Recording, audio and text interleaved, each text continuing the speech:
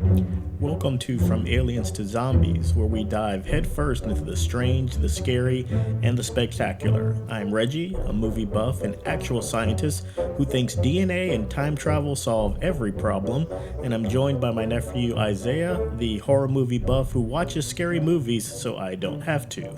Two generations, two opinions, and endless hot takes. And remember, one person's flop is another person's favorite. Okay, so the movie we'll be discussing today is Twilight, and I wanted to start with a short summary. FYI, all of our reviews and discussions will be for people who have already seen the movie, so don't come here if you don't want to be spoiled. This is Which probably doesn't really matter that yeah. much because this movie is something. You should be spoiled. You shouldn't watch it. You should know about it ahead of time. You should have a warning. So here's the summary. 17-year-old Bella Swan moves to the small, rainy town of Forks, Washington, to live with her father, Charlie. At school, she becomes fascinated by the mysterious Edward Cullen, who saves her life in impossible ways and eventually reveals he's a vampire who only drinks animal blood. Despite the dangers, Bella and Edward fall in love, but their relationship is threatened when a nomadic vampire named James becomes obsessed with hunting Bella. The Cullens protect her, ultimately killing James, though Bella is injured in the process. As the story ends, Edward takes Bella to the prom, refusing her plea to become a vampire, while James's mate Victoria watches from the shadows, plotting revenge. And so Isaiah and I love talking about movies. I feel Isaiah is one of the smartest people I know when it comes to talking about movies. I love his takes. I love his thoughts on movies. And so we thought this would be fun. As I mentioned earlier, the name of the podcast, at least for now, is From Aliens to Zombies. And we will cover a wide range of movies that kind of fall in the range of sci-fi, fantasy, maybe horror, and occasionally some other stuff too. No rules. We'll see where it goes. And so we have some general questions we want to get to. But first, I just want to talk about my overall impression of the movie before we get into the specifics. And so the first thing I thought, honestly, while watching the film was, oh, it's not as bad as people say. I was thinking like, oh, this is really okay. I'm not hating it. It's not really that bad. And so I was thinking, oh, I think people are just being way too harsh on this. And then they decided to play baseball. And once the baseball game happened, everything that I'd ever read or heard about this film, I was like, yep, I totally see it now. I feel like the film was not good. It was serviceable until the baseball game. And then it completely went off the rails. Oh goodness. Whew, okay, Twilight. Yeah. Okay. So fun fact for all of our listeners. I actually went back and rewatched the movie in preparation for this. And it is worse than I remember it being. Watching it once, I don't understand how you could go back and watch it twice. Well, to be fair, I was playing Sonic Adventure 2 while I was watching it, just give myself a little distraction. I wish the movie didn't have my undivided attention. I'll just say that.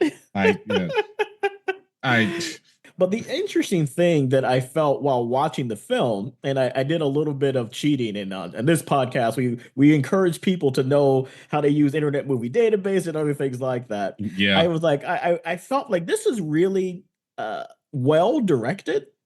And I felt like there's no way that this director stayed on for the rest of the films, which was true. She only directed this film, and then they got other people for the rest of them. Because I was like, this seems Oh, like the type of thing where you get a solid director to do your first film, and then they will not touch the rest of the franchise with a 10-foot pole. that makes so much sense. So let's get into that. And so one of the general questions I want us to kind of tackle is talking about bad movies is fun, but I always come back to this question. What did you like about it? So for me, what I liked about Twilight was the very different focus in terms of just scenery. I like the fact that it was set in this Seattle like town called Forks, where it was gloomy, but it had mountains and forests. And so the cinematography was actually really nice, I thought. And I thought it gave it a different flavor than the kind of seedy urban gothic environments that you see with a lot of vampire films, and so Yeah. I actually liked that setting, and I was like, oh, this is really refreshing in a way. That kind of led into the other thing I liked about it was it actually try to play with the idea that the stereotypes, or not stereotypes, but the myths, the lore about vampires didn't really apply at Yeah. all to these vampires, which was nice. And I just remember like several times through the film being like, oh yeah, like number one, they're out in the daytime, which actually is true of the original Dracula. He can be out in the daytime. You see them in mirrors. The whole stupid finale takes place in a hall of mirrors, Yeah. stuff like that. To where um they really say like, yeah, we're not going to stick with the basic tired tropes, with vampires. So that's what I liked about the film, that I could take away. So what if anything did you like about the film? Also disclaimer, you also watched Nosferatu recently, so this Yes, might yeah. might be kind of putting a little filter on our judgment here. Yes. Okay. What I liked about this. Okay. Well, first off, I will say this movie, it's fun bad to an extent. That's my first little nugget right there. Because I can see that. Yeah, I agree. there are a lot of moments where I was able to laugh at how terrible it was. Yes. So that's my first thing. And It was secondly, never it was never boring and yeah, ever. yeah. And number two, I will say again, this world is interesting. I agree. Yeah, I actually agree with that. yeah. This is something that we discovered later on because I've watched all five movies and still regret it, but it was still an experience anyway. But this is interesting because yeah, you were talking earlier about how like the stereotypes of vampires are pretty much shattered here, which is both good and bad. Yeah. But here, it's established that every vampire has their own like shtick. Yes. Yeah, like Edward, he can read minds because of course he can. That I can't remember her name. I think it Yeah, was Alice. one of Yeah, them can see the she can see the future. future, which is and I will say I did like how she could read the future, where she can't just read like everything. She can just read what path people are on currently. I like Yes, that. exactly. It was not this everything is predetermined, which is a lazy, writing, trope anyway. So yeah, I Yeah, do like that. That was a good point. Like everybody kind of having their own unique powers. So you kind of have like they're vampires, but they all have X-Men powers. yeah. That's what I liked, and that's it so far. Uh, was there the next question I kind of want to touch on is was there anything that was better than it deserved to be?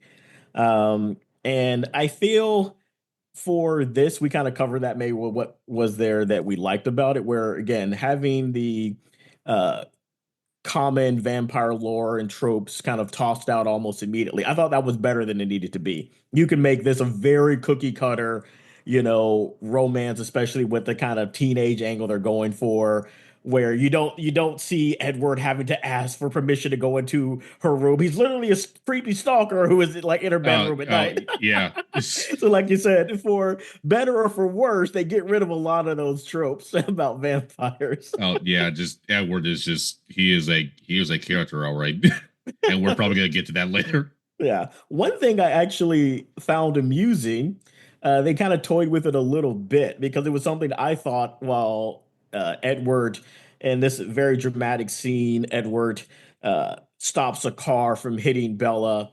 He dents the car, he gets there incredibly fast, then this vanishes and tries to downplay to her like there was nothing strange at all about that.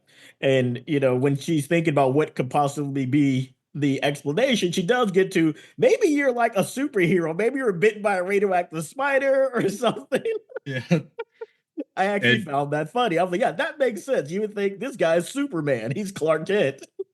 yeah, and it's just like and it was so shameless too later on too, but how because the scene later when they're at the I can't even remember where it was where she's like grilling him like, okay, what the heck just happened? He's like, oh, it's just I had an adrenaline rush. You can Yeah, Google it. adrenaline. You can look it up on the internet. This happens.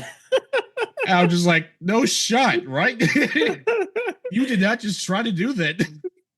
That was one thing I felt was bad writing. And so maybe we can just move on to the last kind of general topic. This is something we're going to call free rights.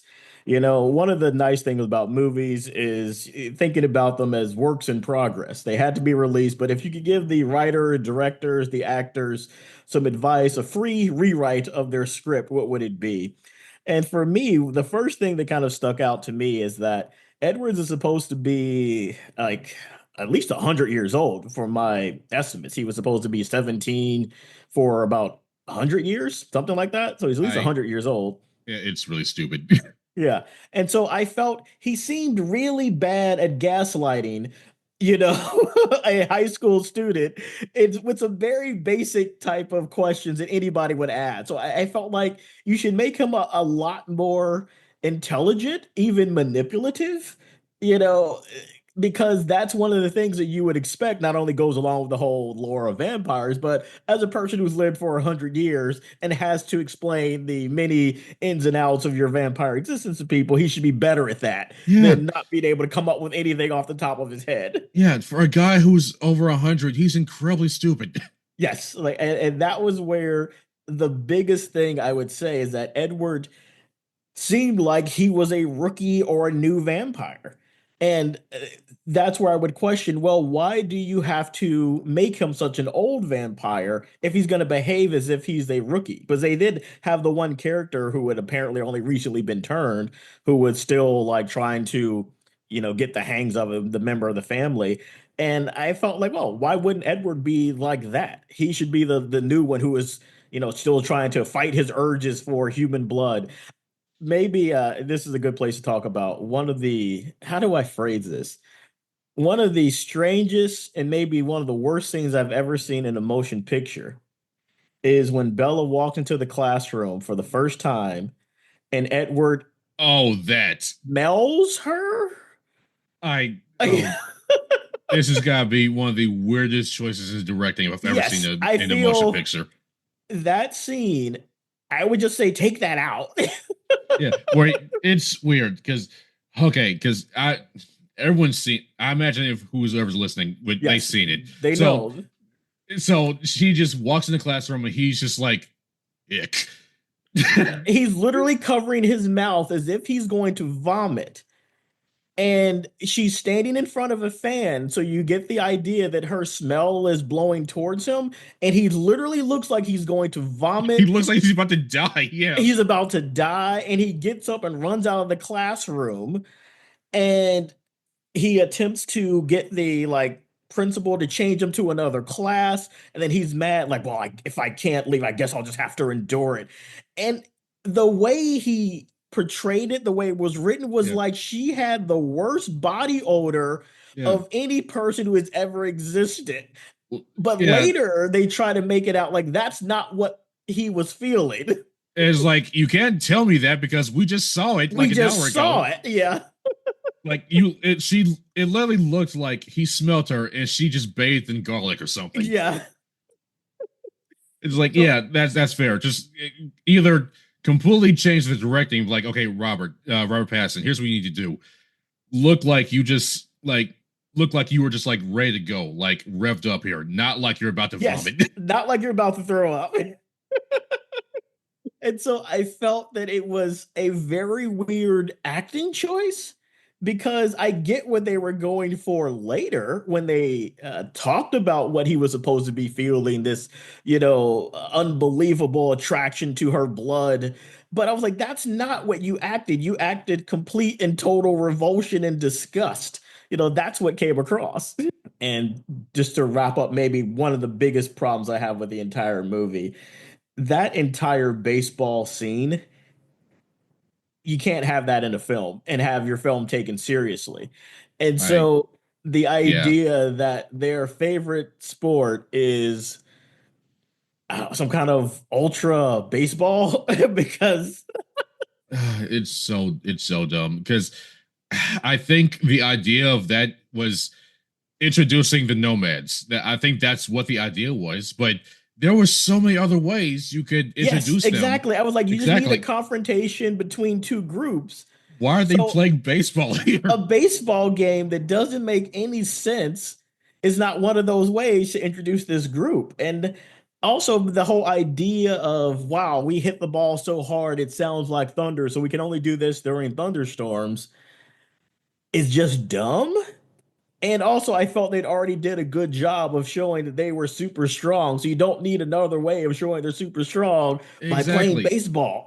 And also, if it's such a risk to play baseball and all that junk, why are we even playing it? We have Exactly. video games. Computers exist. Like, what is going on here? That was a big issue I had with this because as I said, there I don't know, I could have looked this up beforehand. Maybe we'll add it in post. How many Possibly. vampire films there really are? There I would guess easily hundreds Oh, of most vampire definitely. films that have been There, made. there, there are several vampire works that just exist everywhere. Yes, all the time. That's not even counting TV shows and all kinds of stuff. And so there's lots that you can work with. Their idea to set it in modern times, again, there's still modern vampire, TV shows and movies as well. And so I didn't fault them for doing that. But once you introduce the modern world, you have to take into account a lot of modern Yeah. things that I felt that they didn't do a good job of taking into account. There was never any reason that I felt that Edward or any of his family members needed to be attending high school. Okay, yeah. I was hoping you were gonna get to that because that is my I've ranted about this, my friends, so much. Just why are because is that this movie? I can't remember if that's this movie later where they go when she goes to his house and there's just like Yeah, that's this a movie. wall of The diplomacy. wall of like, yeah, the border boards and everything from graduation. And I'm like, it it not only doesn't make sense, they went out of their way to establish that the father is like a well-respected, well-off person. They have this great house secluded with all this money. And so I was like, so why is he going to school? It doesn't seem like it makes any sense. And I would say, like, oh, okay, well, maybe if they're just lonely and that's the only interaction that they have, but there are clearly other vampires around Yeah, in this and world. also the family they like each other. So what? Yes, exactly. So I was like, what, why are you going to high school? Yeah. It And makes num no sense. and number three, do they really think Schoolings are this stupid to Yes, where they'll just not recognize this same group over and over and over and over over. Yeah, again? it seems like it creates more of a problem. It's like, okay, guys, let's go to high school for 4 years. Now dad has to pack up his medical profession and move again because we went to high school for 4 years. That seems like it's introducing too much, just too many problems into their lifestyle. And so I really didn't get why he had to attend high school. Yeah, and also raises a whole lot of red flags too, Yes, because yeah. all these vampires are over 100 and they're surrounded by underage people. Technically, Yes. it raises a whole lot of red flags there. I feel like of all the vampire tropes they should have done away with, that was the one they decided to keep. Let's have a guy who is hundreds of years old, but he really lusts after this like 16-year-old. Yeah, and just to squash this right now, to where because there are a whole lot of Twilight defenders out there, which I didn't even know still existed, but they exist. Just to squash this right now, where people are like, "Oh, that he's still mentally 17 because his brain was frozen as a teenage, blah blah blah blah blah, whatever, because he was turned." Yeah. First of all, shut up. And number two, just because he was turned at 17 doesn't mean he would stop growing mentally. like Exactly. like you grow from experiences and living life, and he's been living life for 100 years. So Yeah. just squash that right now. Welcome back to From Aliens to Zombies. I just feel like I needed to do a, Yeah. a like, we'll Just work a on the quick. transitions and all that stuff later. So when you're looking at Twilight, the protagonist is Bella, and the Bella whole is an interesting character. Let's just yes, go with that. A correction. She's interesting with how uninteresting How she is. uninteresting she is. And the whole question I had, the entire time was, uh, why did they choose to depict Isabella this way? I really found her to be a very weak protagonist who, at the end, moved from being weak to being very strange and very kind of unlikable, and what I would call her very forceful behavior to try to force Edward to turn her into a vampire, I which seemed like it bordered on fetish almost to me, where it was Because like, you don't want this life. And she's like, yes, I do. Do it. okay, so oh boy, okay, so coming from the books, which is something I still will not read, if you can even call them books. They're more like extended pamphlets. Bella is a cipher. She's literally a nothing. She's supposed to be a character that's nothing, so the viewer or reader can insert themselves in that story easier. But Yes. even with that, she's still not good at that either because she's just so blank. Yes, and despite this blankness, she seemed to be the most popular person this high school had ever seen, Exactly. where That's what everybody gets knew me. her name, they knew where she was from on her first day. She's literally just a plank of wood, and everyone's like, "Oh, we love this person." Every group of people, except for the guys who tried to rape her, everybody else loved her. We'll get to that in a little Yeah, we'll bit get to that. because despite the air of that scene, it's still hilarious because of a little detail. Yeah. And so the way that she's depicted, being very depressed, being very plain, um, and essentially having the trope again of being a clumsy female, which pays off in a hilariously bad way at the end of the film. I really felt that they did not give her any kind of interesting personality traits. And the things that she did have seemed very dangerous, especially for women. So when Bella finally figures out that Edward is not Spider-Man or Superman, he's actually a vampire, she's not afraid of him. When he tells her, I have killed people, I wanted to kill you, her response is practically saying, wow, that's hot. Let me get closer to you, which I seems Oh Jesus. so problematic. And so, in I many ways, she just seemed like the worst possible role model for a young female. When this is a guy who is telling you he is showing up in her bedroom waving giant, red flags, and she's just like, "Yeah, I'm in love with this guy." oh Jesus. Okay. Just that is this is a love story for the ages right here. Oh yes, yes. just I just my heart breaks for all the people that took this to hearts when they're either in their teens or just lonely soccer moms, I guess, because I don't want to say this as a generalization because that is the statistic of how many people ate this up. People in their teenage years and Oh yeah, just I mean it was all that stuff. a young adult novel, kind of phenom when it came out. Yeah. So it's just like if you didn't see because the Edward is literally like, I am a giant red flag, stay away from me. And Bella's like, I'm colorblind. Yeah. Just think about how much of a terrible message that is for people that are going into relationships later on.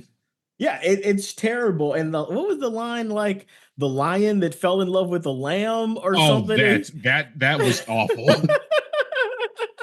Where he's like, so the lion fell in love with the lamb, but she's like, what was sick lion, and he's like, what masochistic lamb or whatever. I Yeah, can't remember yes. what it was. Yeah, no It was matter what bad. it was bad. It was bad. It was that level of writing where I'm like, no, no, you cut that. You cut that out because it's not only just bad writing, it shows that both of the characters should be too smart to allow the situation to happen.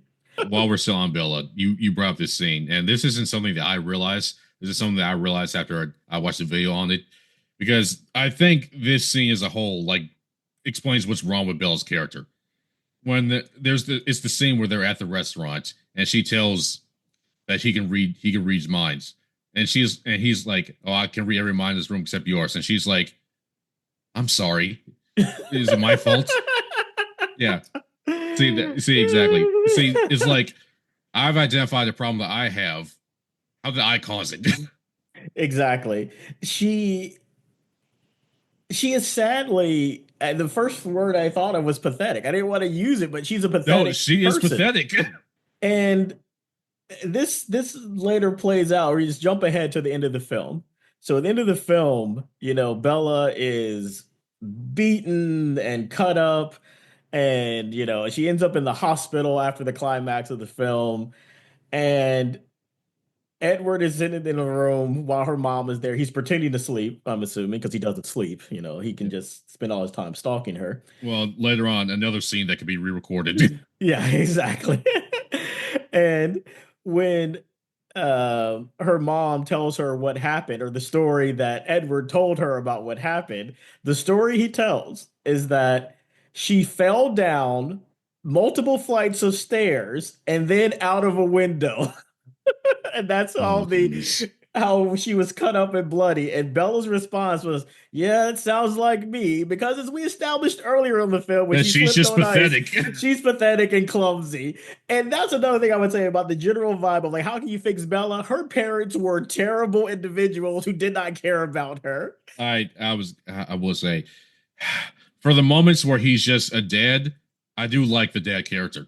He's which is weird because he is a whole lot lax when he should be a whole lot more assertive here. Because Yes. because there's the scene earlier because okay, we're looking at this because we're at Bill's perspective here, but can you imagine how terrifying this would be from the dad's perspective? Like my daughter had a fight with this weirdo, and then a few days later she's in the hospital. Yes. And he said she fell down the stairs. Just like the go-to excuse And also for he's a domestic police abusers. officer. Yes, He's a he's a police police officer. officer. So again, he's a whole lot more chill than he needs to be. She has a bite mark on her arm. He's like, oh, that glass must have cut you up really hard, Yeah, huh? her left teeth marks on you. So like, but Oh they goodness. established and they buy it because that's the type of pathetic woman that she is. And I was like, this is really a terrible situation to put a character in, to write a character that way. And then the other moment when Edward says, like, oh God, like this is so horrible. I have to leave you. She seems like she has a panic attack and is like, no, you can't leave me. Don't ever say that. You're like, you can't do this to me. And I was Uh, like, ooh, this is not a good way to depict a person in an abusive relationship, which is what she's in. yeah. Again, also, why I say it should be rewritten or like re-recorded because even though it's like she's having a panic attack, she delivers it like she's a malfunctioning android. Yes. She's like, no, Yeah, she's freaking out. Yeah. She's going like Bishop from Aliens when he's just like malfunctioning. yeah, And so I was like, yeah, it was a very weird, like overacting choice that she did for that, which really made it stand out. I was like, yeah, that's very weird behavior. So yeah, like I generally felt like the depiction of Bella was very pathetic, and the depiction of her parents not carried at all, despite so many red flags about her situation. Even again, even if you didn't think it was vampires, you had to think her new boyfriend is beating her, and it just didn't seem to make any sense. But again, nothing at the end of the yeah, film makes sense. So we can go back to some other things. We'll come back to the end of the yeah. film. This is a question that I thought of while I was watching it. Is there a reason for Edward to be this abusive or this creepy? No, and that was the weird thing where I felt like he doesn't have to act this way. More importantly, again, he's been alive for at least 100 years. He should be smoother than this. He should be charming. Like people grow with time. And so, like, I felt like, why is he acting this way? It Yeah, really made him, again, unlikable to the point of like, well, why is she interested in him?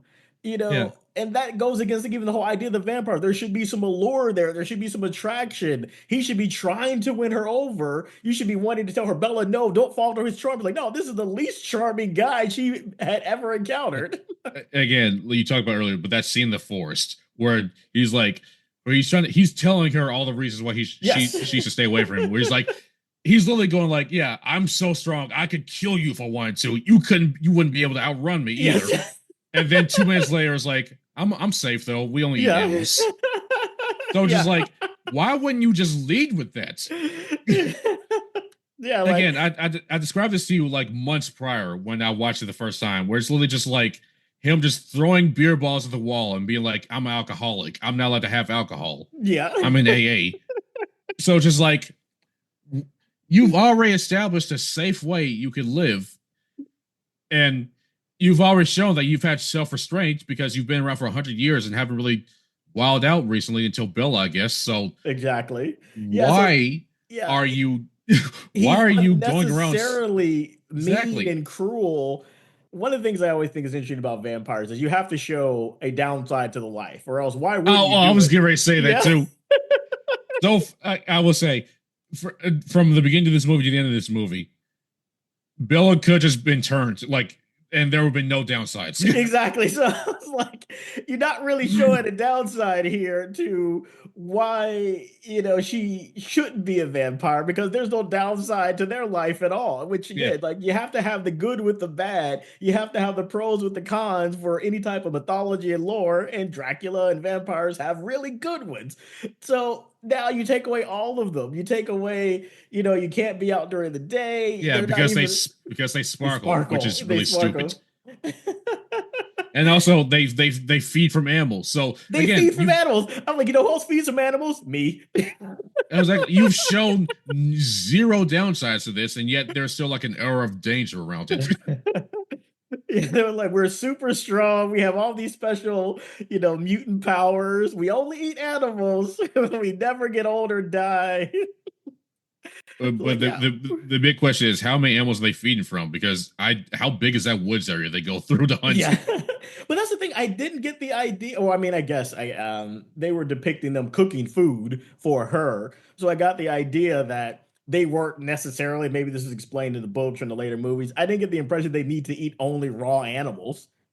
Like I'm imagining, like in other film, people depict like, oh, the type of vegan vampires, they just go to butchers and just give me the bag of like cow blood, they just pay for it in a back door type of thing. So Which is something right there. But it is established in the movie, which is I'll give them props for this. Them cooking for Bella while they have a tutorial on, which implies that they okay, that I see. I which didn't pick up on implies that that. they don't cook a whole lot. I got it.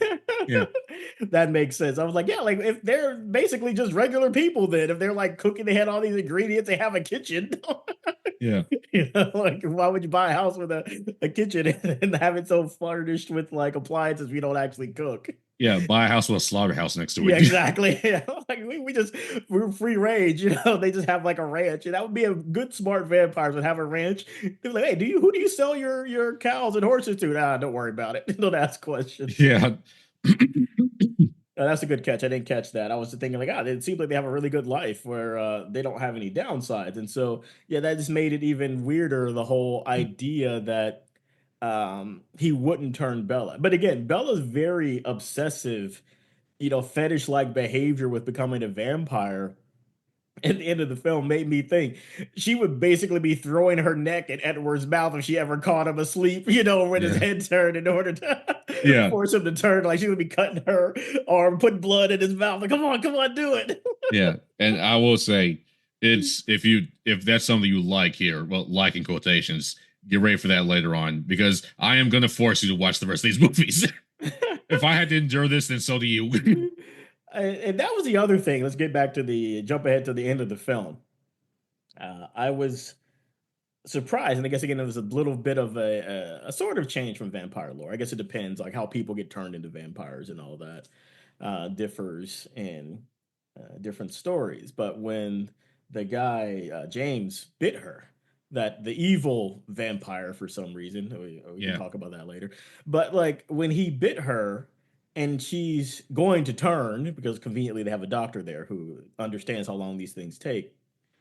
Um, I can buy all of the stuff in the vampire mythology. I cannot buy the trope that sucking venom out of a wound actually works because I scientifically that doesn't work. it's oh my goodness. Okay.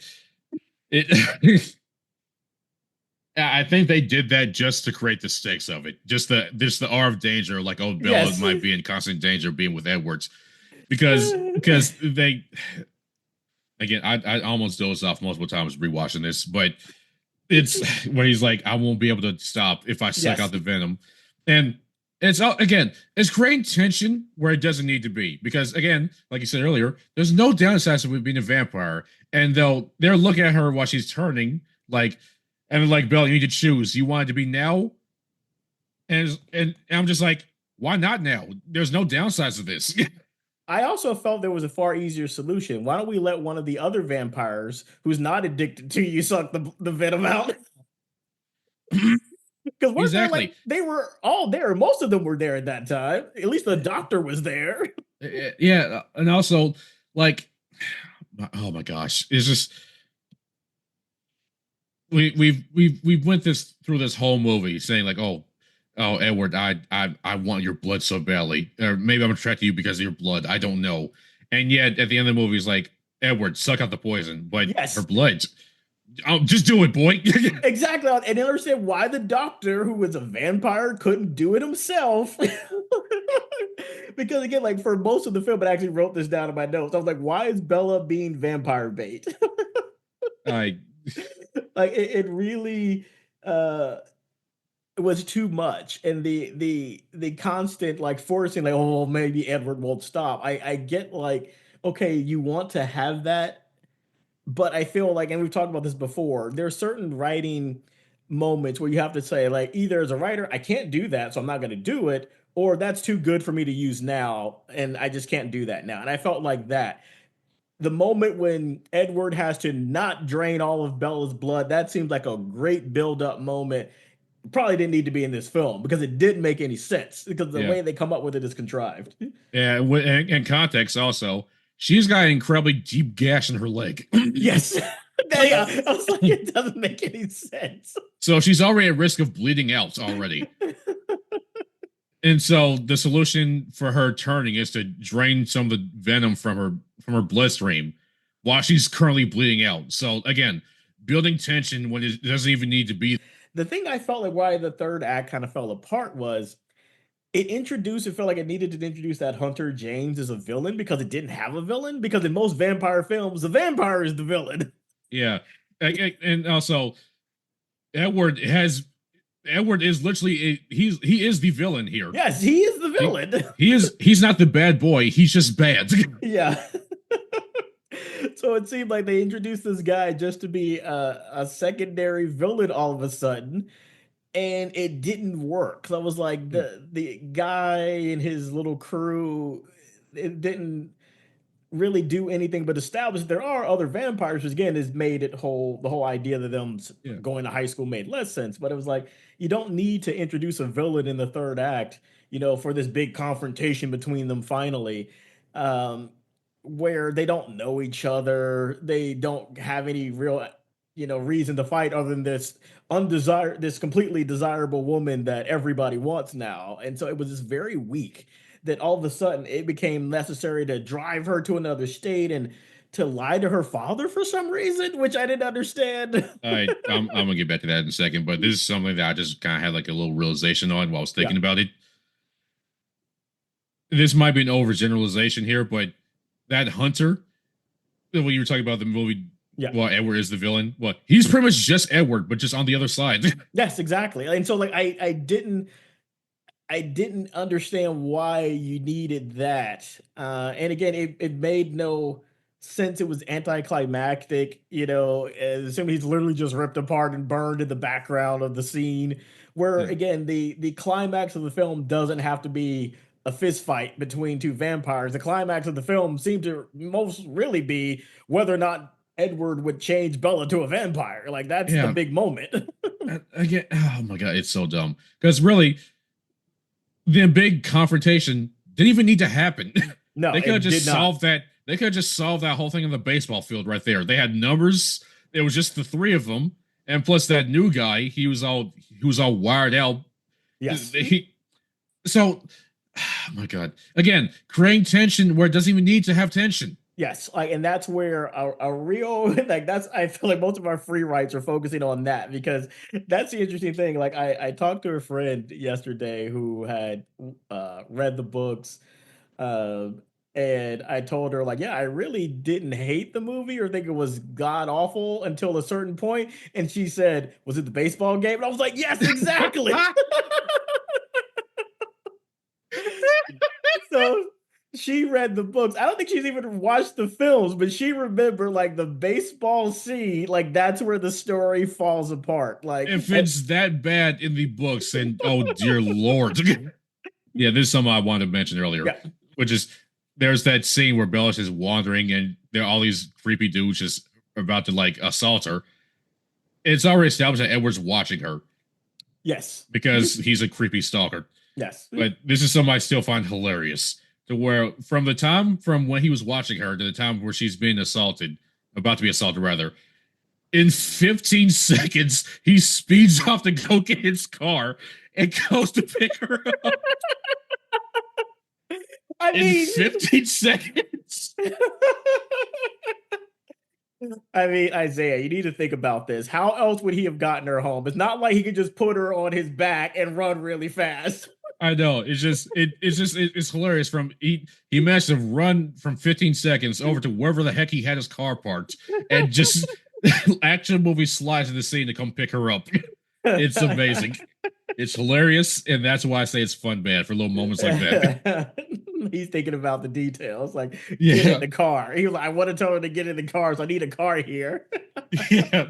Okay, let's wrap up. And I would honestly say the whole Edward smelling Bella scene in Twilight, that's up there for me now. Like I'm glad I watched the film simply to see that. And so like that really is a takeaway. Oh, absolutely. That it's not again. It's not the worst movie I've ever seen. That still goes to Borderlands, but that's subjective. But that scene as a whole is the worst I've ever seen in a movie. Oh yeah, like it's not the worst I've seen by far because as I said before, I didn't mind it for maybe like half of the film. And again, the interesting world, building that they were doing, that kind of stuff I'm always interested in, and it'll hold my attention. It's just it fell apart and kind of ran off the rails towards the end. Um, yeah, that was Twilight 1 to me. I think I went through all my notes, what I wanted to cover. Yeah, and I would say I would give the second one a shot, but I would be willing to predict right now that it's not going to be as good as the first one. I You'll have to see because it's a ride.